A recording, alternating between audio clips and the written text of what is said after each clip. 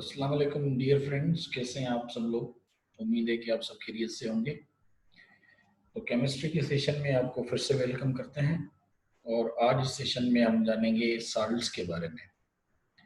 तो चलिए आज का हमारा सेशन जो है वो शुरू करते हैं केमिस्ट्री का, जो है साल्ट्स के ऊपर।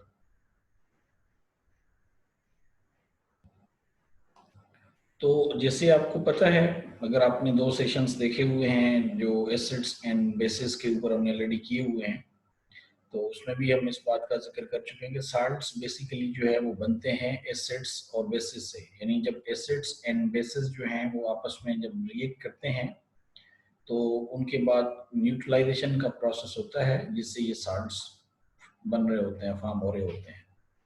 तो इसी तरह से in chemistry a salt is a chemical compound consisting of an ionic assembly, यानी उसमें दो आयन्स जो हैं वो आपस में मिलते हैं या असेंबल होते हैं या बॉन्डिंग होती है ऑफ केटायंस एंड एनायंस। तो ये दो जो है वो आयन्स होते हैं। Salts are composed of related numbers of cations, यानी जो पॉजिटिवली चार्ज्ड आयन्स होते हैं, जो यानी जो एसिड्स में पाए जाते हैं, जो हाइड्रोजन के पॉजिटिव आयन्स होते हैं सॉल्ट्स में, और इसी तरह से इन एनायंस यानी नेगेटिवली चार्ज्ड आयन्स जो हमें बेसिस में मिलते हैं, जिस तरह hydroxides. So that the product is electrically neutral. तो यानी जब एसिड और बेसिस जो है वो जब आपस में जो रिएक्ट करते हैं, तो एसिड क्योंकि पॉजिटिवली चार्ज्ड आयन होता है और जो बेस है वो नेगेटिवली चार्ज्ड आयन होता है, तो जब ये पॉजिटिव एंड नेगेटिव आपस में जुड़ जाएंगे तो न्यूट्रलाइजेशन हो जाएगी, यानी चार्ज बराबर हो जाती है और इसी तरह से साल्ट्स जो है वो फॉर्म हो जाते हैं। So without a net charge these component ions can be inorganic such as chloride or organic such as acetate। तो इसी तरह से and can be monatomic यानी such as fluoride and polyatomic such as sulfate। तो salts can be classified in a variety of ways, मुख्तलिफ तरीकों में इन्हें क्लासीफाई किया जाता है। Salts that produce hydroxide ions when dissolved in water are called alkali salts। तो इन्हें वो वाले साल्ट्स जो हाइड्रोक्साइड आयंस जो है वो पैदा करते हैं या बनाते हैं, जब उन्हें पानी के साथ रिएक्ट करवाया जाता है तो उन्हें अल्कली साल्ट्स कहा जाता है। इसी तरह से salts that produce acidic solutions are acid salt, और इसी तरह से neutral salts are those salts that are neither acidic nor basic, क्योंकि वो न्यूट्रलाइज हो चुके होते हैं प्रॉपरली। तो इसके बाद ये टाइप्स ऑफ साल्ट्स हैं, पूरी दुनिया में मुख्तलिफ अक़साम पाई जाती हैं साल्ट्स की। तो ये आपको जिस तरह नज़र भी आ रही हैं। और टाइप्स ऑफ साल्ट यानी salts can be classified in a variety of ways. Salts that produce hydroxide ions when dissolved in water are called alkali salts, जिस तरह हमने पहले जाना। और इसी तरह से salts that produce acidic solutions are acid salts, और इसी तरह से जो न्यूट्रल साल्ट्स हैं are those salts that are neither acidic nor basic. इसी तरह से ज़ोटेरियंस जो हैं ये भी साल्ट्स, इनको आमतौर पे माना जाता है contain an anionic and a cationic centre in this same molecule but are not considered to be salts. और इनके एग्जांपल्स जो हैं जो जो ज़ोटेरियंस हैं, लाइकवाइज अमाइनो एसिड्स, और इसी तरह से मेनी मेटाबोलाइट्स और पेप्टिडाइड्स एंड प्रोटीन्स जो ह्यूमन बॉडी में पाए जाते हैं। तो जो साल्ट्स हैं काइंड्स के, आपको इल्म होगा कि पाकिस्तान में भी जो है वो बड़ी अच्छी जो है वो अक़साम पाई जाती हैं साल्ट्स की। और खेवड़ा माइंस जो हैं ये बहुत बड़े रिजर्व्स हैं साल्ट्स के, और कहा जाता है कि शायद दुनिया के सबसे बड़े जो हैं रिजर्व्स हैं जो कि खेवड़ा में पाए जाते हैं पाकिस्तान में। तो पाकिस्तान में अला क्वालिटी का साल्ट जो है पाया जाता है। इसके अलावा सॉल्युबिलिटी कि ये किस तरह से जो है वो सॉल्व होते हैं, डिसॉल्व होते हैं। Many ionic compounds exhibit significant solubility in water and other polar solvents. So unlike molecular compounds, salts dissociate in solution into anionic and cationic components। इसी तरह से the lattice energy या the cohesive forces between these ions with a solid determines the solubility। तो जो यानी solubility की level है वो डिटरमिन होगी लेटाइस एनर्जी से या कोहेसिव कोहेसिव जो फोर्स होता है बिटवीन आयंस, उससे पता लगता है कि ये कितनी है इनमें, जो डिपेंड कर रहा होता है कि जो इनकी सॉल्युबिलिटी है किस लेवल की है, किस रेंज की है। इसी तरह से the solubility is dependent on how well each ion interacts with the solvent, उससे ही पता लगता है। और so certain patterns become apparent. For example, salts of sodium, potassium and ammonium are usually soluble in water. तो यानी ये पानी में डिसॉल्व हो जाते हैं। नोटेबल एक्सेप्शंस इंक्लूड अमोनियम और इसी तरह से हेक्साक्लोरोप्लेटिन प्लेटिनेट और इसी तरह से पोटाशियम एंड कोबाल्टी नाइट्रेट, इसी तरह से most nitrates and many sulphates are water soluble, यानी ये सारे भी पानी में डिसॉल्व हो जाते हैं। Exceptions include barium sulphate, calcium sulphate और स्पेलिंग सॉल्युबल, यानी ये पानी में जो है वो इजीली डिसॉल्व नहीं हो पाते जिस तरह ये बाकी हो रहे हैं।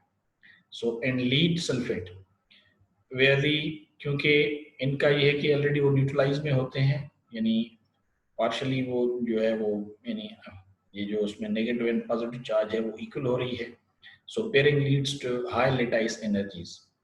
So for similar reasons, most alkali metal यानी carbonates are not soluble in water. So इस वजह से वो फिर पानी में dissolve नहीं हो पाते। Some soluble carbonate salts are sodium carbonate, potassium carbonate and ammonium carbonate. इसके बाद है conductivity of salts. तो salts are characteristically insulators, यानी molten salts are solutions of salts conduct electricity, क्योंकि इंसुलेटर्स हैं तो फिर दे कैन कंडक्ट इलेक्ट्रिसिटी। और इसी तरह से फॉर दिस रीजन यानी liquefied or molten salts and solutions containing dissolved water, e g. Sodium chloride in water are called electrolytes. तो ये फिर इलेक्ट्रोलाइट्स होते हैं जो पानी में डिसॉल्व हो जाते हैं। इसी तरह से मेल्टिंग पॉइंट ऑफ साल्ट्स, तो इनकी जो मेल्टिंग पॉइंट है वो काफ़ी हाई है, यानी 801 डिग्री सेल्सियस पे ये मेल्ट होते हैं। यानी salts characteristically have high melting points. For example, sodium chloride melts at 801 degrees Celsius. Some salts with low lattice energies are liquid at or near room temperature. So these include molten salts, which are usually mixtures of salts, and ionic liquids, which usually contain organic cations. So these liquids exhibit unusual properties as solvents. तो इनकी जो properties हैं वो कुछ खास किस्म की हैं और वो वेरी भी करती हैं। तो इसी तरह से नॉमेनक्लेचर ऑफ सॉल्ट्स है। सो ये जो पे जो नॉमेनक्लेचर पड़ा हुआ है, the name of salt starts with the name of the cation, यानी ई.जी. सोडियम और ammonium, followed by the name of the anion, e.g. chloride or acetate. So salts are often referred to be only by the name of the cation, e.g. sodium salt or ammonium salt, or by the name of the anion, e.g. chloride salt or acetate salt. So common salt forming cations include, यानी ये है ammonium, iron, potassium, sodium, calcium, इसी तरह से magnesium और इसी तरह से पैराडिनम और इसी तरह से कॉपर। और इसी तरह से जो सम कॉमन साल्ट जो जो एनायंस हैं वो ये हैं, ये केटायंस थे, इसके बाद ये एनायंस हैं, एसीटेट या एसिटिक एसिड, इसी तरह से कार्बोनेट, फिर कार्बोनिक एसिड, क्लोराइड, इसी तरह से हाइड्रोक्लोरिक एसिड और सिट्रेट, सिट्रिक एसिड और इसी तरह से सेनाइड यानी हाइड्रोसाइनिक एसिड और इसी तरह से फ्लोराइड यानी हाइड्रोफ्लोरिक एसिड, फिर नाइट्रेट, निट्रिक एसिड और इसी तरह से नाइट्राइट यानी निट्रस एसिड, ऑक्साइड और इसी तरह से फॉस्फेट यानी फास्फोरिक एसिड और इसी तरह से सल्फेट यानी sulphuric acid. So salts with varying number of hydrogen atoms replaced by cations as compared to their parent acid can be referred to as monobasic or dibasic or tribasic. Mono माने single basic, di माने double basic यानी 2 और tri माने 3 basic. So identifying that 1, 2 or 3 hydrogen atoms have been replaced.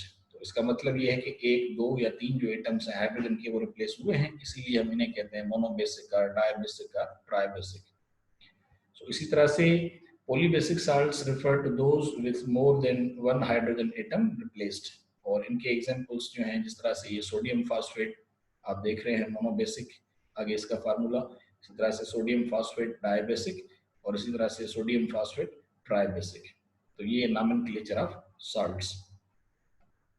इसी तरह से formation of salts है। तो जिस तरह मैंने आपको शुरू में बताया था कि साल्ट्स जो हैं वो फॉर्म होते हैं जब एसिड बेस से जो है वो रिएक्ट करता है। तो salts are formed by a chemical reaction between a base and an acid. तो जिस तरह से आप देख रहे हैं यहाँ पे, यानी ये हाइड्रोनाइट्रेट है, और इसी तरह से हाइड्रोक्लोराइड है, और इसी तरह से ये निट्रिक हाइड्रोक्लोराइड है। तो इसी तरह से ये जो रिएक्शन होगा इसमें फिर मेटल एंड एसिड, यानी एक मेटल है तो एक एसिड है, और इसी तरह से फिर मैग्नीशियम, और इसी तरह से फिर ये हाइड्रोसल्फाइड है, यानी मेटल एंड नॉन मेटल, या मैग्नीशियम सल्फाइड है। और इसी तरह से फिर आप देख रहे हैं कैल्शियम, यानी कैल्शियम क्लोराइड में अ base and an acid anhydride. और इसी तरह से यहाँ पे देख रहे हैं कि एसिड एंड बेस एनहाइड्राइड में, यानी सोडियम हाइड्रोक्साइड में। और इसी तरह से फिर आप नीचे भी देख रहे हैं। सो salts can also form if solutions of different salts are mixed. Their ions recombine and the new salt is insoluble and precipitates, यानी C solubility equilibrium for example। तो ये आप यहाँ पे देख रहे हैं कि सॉलिड्स जो हैं वो बन सकते हैं by metal reacting with acid, और इसी तरह से metal reacting with non metal, और इसी तरह से बेस विथ एसिड एनहाइड्राइड, और इसी तरह से एसिड विथ बेस एनहाइड्रेट। तो ये मुख्तलिफ चीज़ें हैं जो आपस में रिएक्ट करेंगी तो इनसे साल्ट्स बन जाएंगे। ये है कि एक जो है वो, यानी अगर कोई कंपाउंड है या मॉलिक्यूल है वो नेगेटिवली चार्ज हो और दूसरा जो है वो पॉजिटिवली चार्ज हो, तो ये फ्रीक्वेंटली रिएक्ट कर देते हैं। और ये आमतौर पे जो साल्ट्स हैं ड्रग्स में इस्तेमाल किए जाते हैं, यानी आयोनाइज्ड ड्रग, जो दवाइयाँ बनती हैं ड्रग से कोई वो नशावर चीज़ें नहीं है, मेडिकल पॉइंट ऑफ व्यू से जो है, ठीक है। क्रिस्टलाइजेशन ड्रग साल्ट जो है ये आगे फिर मुख्तलिफ जो दवाइयाँ बनती हैं उनमें यूज़ किए जाते हैं। इसी तरह से फिर स्ट्रॉन्ग साल्ट्स हैं। So strong salts are strong electrolyte salts are chemical salts composed of strong electrolytes। तो जो स्ट्रॉन्ग साल्ट हैं उन्हें स्ट्रॉन्ग साल्ट इसलिए कहा जाता है क्योंकि उनमें स्ट्रॉन्ग इलेक्ट्रोलाइट्स होता है। तो स्ट्रॉन्ग इलेक्ट्रोलाइट्स आप समझते हैं कि यानी इन अ वे जो इलेक्ट्रिक करंट, जो कंडक्शन की कैपेसिटी है वो ज्यादा होती है, तो इसीलिए उन्हें हम कहते हैं strong electrolytes. So these ionic compounds dissociate completely in water. So they are generally odorless or non-volatile. So strong salts start with इस तरह सोडियम है, पोटाशियम है, और इसी तरह से मीथेन है, और इसी तरह से निट्रिक ऑक्साइड है। तो ये जितने भी हैं ये इन्हें हम कहते हैं strong salts. So group 1 and 2 metals form strong salts. Strong salts are especially useful when creating conductive compounds as their constituent ions allow for greater conductivity। तो इसीलिए इनमें इलेक्ट्रोलाइट की जो लेवल होती है वो ज्यादा होती है। इसी तरह से वीक साल्ट्स, तो weak salts are weak electrolyte salts are as the name suggest composed of weak electrolytes. तो इनमें इलेक्ट्रोलाइट्स वीक होता है तो इसीलिए इन्हें वीक साल्ट कहा जाता है। So they are generally more volatile, तो ये ज्यादा वोलेटाइल होते हैं as compared to strong salts जो कि नॉन वोलेटाइल होते हैं then strong salts. They may be similar in order to the acid और base. They are derived from, जिनसे ये बने हुए हैं, फॉर एग्जांपल सोडियम एसीटेट, और इसी तरह से एसिटिक एसिड जो है, ठीक है। तो ये है वीक साल्ट। तो यहाँ पे साल्ट्स का जो है वो हमारा सेशन कंप्लीट हो गया। तो अब हमने ये तीनों जो है वो सेशंस कवर कर लिए, एसिड्स, बेसिस एंड साल्ट्स। तो जब आप इन तीनों को एक साथ देख लेंगे तो आपको इन तीनों के बारे में अंडरस्टैंड होने में ज़्यादा आसानी होगी। सो आई होप कि ये सेशन आपके लिए काफ़ी इंफॉर्मेटिव होगा। तो अगले सेशन तक के लिए बस आपसे इजाज़त। जाते जाते एक रिक्वेस्ट है कि आपने अगर हमारा चैनल अभी तक सब्सक्राइब नहीं किया तो प्लीज़ इसे सब्सक्राइब ज़रूर कर लें, इसे लाइक भी करें, अपने कमेंट्स भी लिखें, और साथ में जो बेल आइकन है उसे भी प्रेस कर लें ताकि आने वाले जो चैनल वीडियोस हैं इस चैनल पे उनके बारे में आपको पता लगता रहे और साथ ही अपने फ्रेंड्स के साथ भी इसे जरूर शेयर कर लें। So till the next session, have a nice time, it's good bye.